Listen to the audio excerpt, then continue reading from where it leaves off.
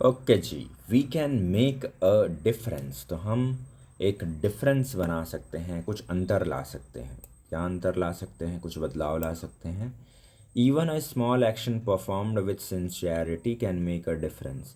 तो अगर पूरी ईमानदारी से अगर कोई भी छोटा सा काम किया जाए तो उससे बहुत बड़ा बदलाव आ सकता है। We don't need to do extraordinary things. तो हमको कोई असाधारण काम करने की ज़रूरत नहीं है, but just ordinary things with extra sincerity. Simple से काम करने हैं बट लेकिन एक्स्ट्रा ईमानदारी के साथ में करना है। ठीक है, ये बोल रहे हैं। तो हम चेंज ज़रूर ला सकते हैं। तो यहाँ पे अगर आपको दिखाई देगा कि दो लोग बात कर रहे हैं और इनके पहनावे से लग रहा है कि ये लोग थोड़े अमीर लोग हैं, ऐसे टाइप से। और ये लोग शायद नदी के किनारे में हैं। यहाँ पे कुछ स्टार फिश दिखाई दे रही हैं। देखते हैं ये लोग क्या बातें कर रहे हैं। A gentleman was repeatedly picking up starfish along a beach in Mexico। तो मैक्सिको जस्ट अमेरिका के नीचे वाला कंट्री मैक्सिको, वहाँ पे एक जेंटलमैन, इन दोनों में से कोई एक जेंटलमैन है, वो क्या कर रहा था, बार बार ना स्टारफिश को ऐसे उठा करके बीच में ले आ रहा था। ठीक है, यहाँ पे आप देख सकते हो ये स्टारफिश है, ये किनारे किनारे में लेके, तो ये बीच का किनारे है, समुद्र किनारे है, नदी नहीं है। He was throwing them in to the sea. और उसके बाद में वो फिर उनको सी में फेंक देता था। When asked why he was doing so. जब उसको पूछा किसी ने कि भाई क्यों बार बार बाहर निकाल रहे हो फिर अंदर फेंक दे रहे हो उसको, तो ही सैड, उसने बताया, I am throwing this star fish back in to the ocean because they came in with the high tide. ठीक है, तो वो लोग ना जो कि हाई टाइड की वजह से यहाँ पे आ गए हैं, इसलिए मैं इनको फिर से वापस फेंक रहा हूँ। जैसे कि समुद्र की लहरें आती हैं ना, तो बहुत ज़्यादा होती हैं, तो वो किनारे पे आ जाती हैं, तो फिर से वो वापस नहीं जा पा रही थी। तो उनको उठाते हैं, पहले साइड में रखते हैं और उसके बाद में फिर फेंकते हैं। ये बता रहे हैं। ना the tide has receded and they will die here. तो अगर वो बाहर ही रह गई ना पानी के तो वो मर जाएंगी। But there must be thousands on every beach. लेकिन यहाँ पे तो हज़ारों होंगी ऐसी। You can not possibly make a difference. तो तुम शायद सबको अंदर नहीं भेज पाओगे, तो उससे कोई फ़र्क नहीं पड़ेगा।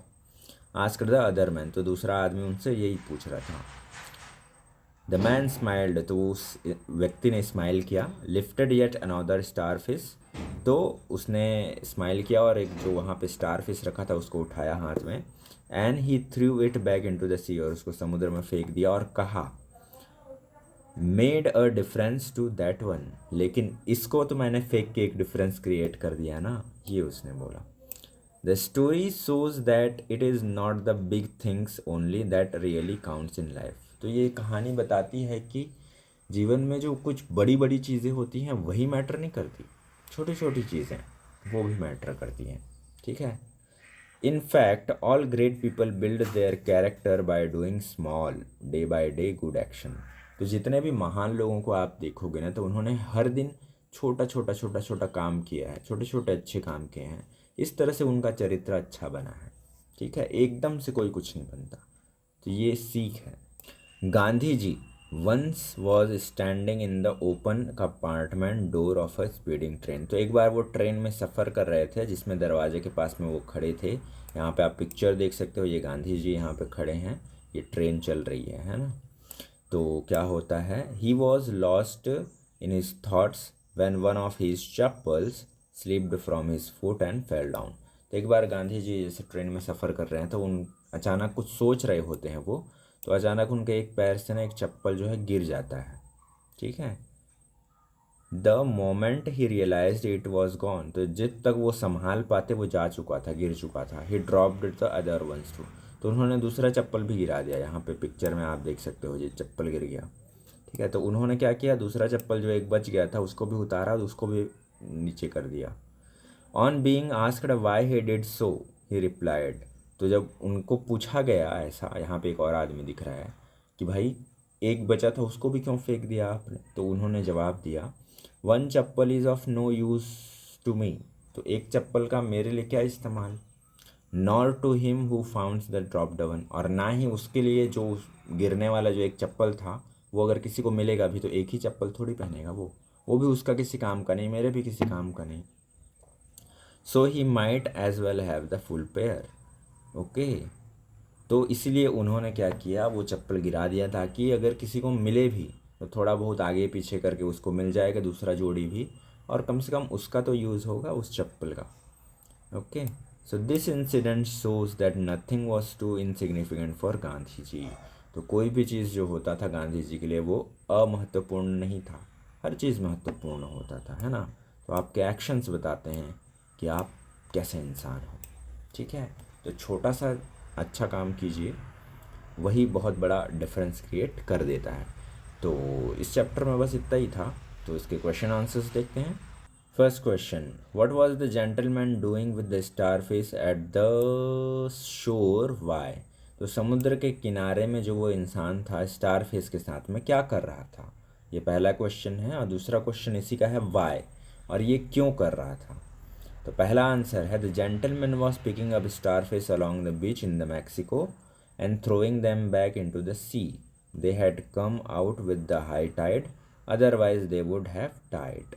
तो वो जो जेंटलमैन था वो स्टारफिश को उठाता था बीच से, मैक्सिको में है ना, मैक्सिको का जो बीच था वहाँ पे वो उठाता था उसको और उनको वापस समुद्र में फेंक देता था। ये हुआ पहला आंसर। दूसरा आंसर, ऐसा वो क्यों कर रहा था, क्योंकि वो सारी स्टारफिश ना हाई टाइड की वजह से, लहरों की वजह से बीच पे आ गई थी। अगर उनको वो नहीं फेंकता तो वो वहीं पे मर जाती, तो इसलिए उनको वापस वो पानी में फेंक रहा था। Did he make any difference, what was that. तो क्या उसने कोई डिफरेंस क्रिएट किया, कुछ अंतर आया, और वो क्या था।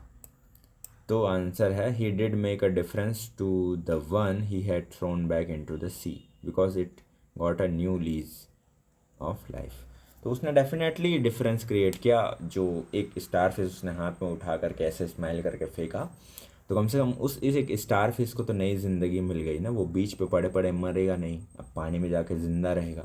तो कितना बड़ा किसी एक को ज़िंदगी दे दी, और ऐसे जितने भी उससे पॉसिबल हुए उसने किए। तो डेफिनेटली उसने ही did make a difference. Third question, what did Gandhiji do when he realized that one of his chappals had fallen down from his foot। तो उनके पैर से जब एक चप्पल गिर जाता है गांधी जी के, तो वो क्या करते हैं। ठीक है, तो answer is when Gandhi ji realize that one of his chappal had fallen down from his foot, he dropped the other one also so that the one who finds it should get a pair, full pair। तो उन्होंने एक और चप्पल भी नीचे गिरा दिया, जिससे कि जिसको भी वो मिले वो पूरा जोड़ी में मिले, ताकि कम से कम वो तो उसका इस्तेमाल कर सके। ठीक है, इस तरह से गांधी जी ने किया। What explanation did he offer for his act. तो गांधी जी ने ऐसा जो किया ना, वो क्यों किया। ठीक है, एक और चप्पल को भी क्यों गिरा दिया, तो वही है उसका रीज़न जो मैंने अभी बताया। Gandhi ji said that one chappal was no use of him or nor the man who finds the dropped one. तो एक चप्पल ना मेरे किसी काम का है, और ना ही जो वो एक चप्पल गिरा है वो ना ही किसी को मिलेगा तो उसके काम का है। So he purposefully threw the other one. तो उन्होंने जानबूझकर दूसरा वाला भी फेंक दिया, जिससे कि जो फाइंडर है could get the both of them, जिससे कि वो दोनों उसको मिल जाए। Next question, what does it show about Gandhi जी's एटीट्यूड। तो गांधी जी के व्यवहार के बारे में, एटीट्यूड के बारे में क्या पता चलता है इस घटना से। Gandhi ji was considerate and intelligent. तो वो समझदार थे, ये पता चलता है। दया भाव था, ये पता चलता है। चलो, इनरिच योर वोकाबलरी का फर्स्ट का आंसर है D, self reliant and afford. Second का आंसर है अप्रिशिएट एंड कंडेम। थर्ड का है stress and exemplary, B. Fourth का है ए, नेफेरियस, अंडरमाइन। फिफ्थ का है ट्रांसफॉर्म, प्रिचेस। लेट्स राइट में यहाँ पे क्या लिखना है पता नहीं क्या है, आप इसको देख करके लिख लेना। एंड काफ़ी बड़ा है ये। तो इस चैप्टर में बस इतना ही है, हम मिलते हैं नेक्स्ट चैप्टर में।